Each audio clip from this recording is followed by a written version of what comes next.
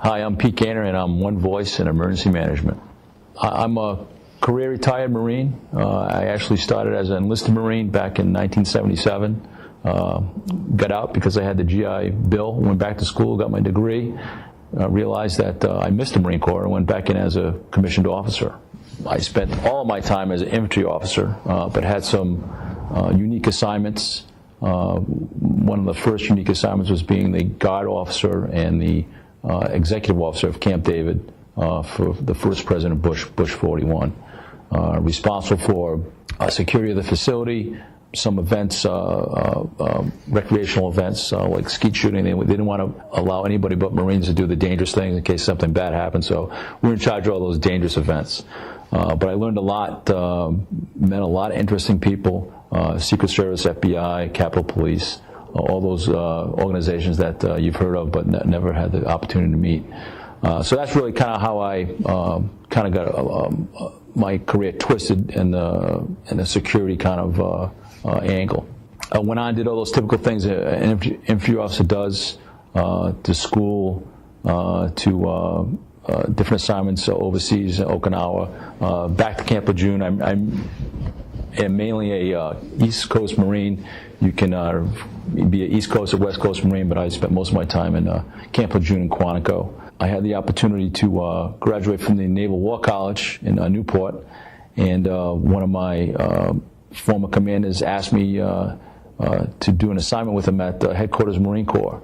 And that assignment started on the 14th of August 2001. So I arrived at actually the Navy Annex, which was just right up the hill from the Pentagon, and served in the Current Operations branch. I was the branch head for Current Operations. And on the morning of September 11th, my whole life changed because our facility was really the kind of the heartbeat for the Marine Corps. Current operations, and so we actually had a EOC-like building called the Crisis Response Center that had never been used before, except that day we spun it up and we used it for the next, at least while I was there, the next 36 months, 24 hours a day, managing operations across the globe in support of operations in Iraq and Afghanistan. And so a steep learning curve. I had previously been assigned to recruiting duty in Detroit and thought I never had worked as hard as I worked in Detroit.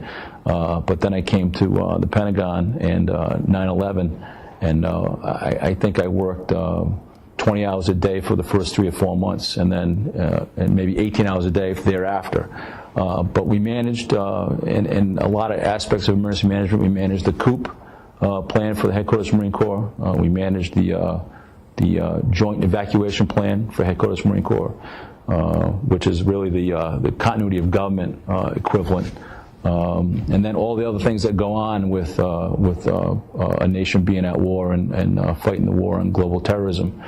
My expertise is in crisis.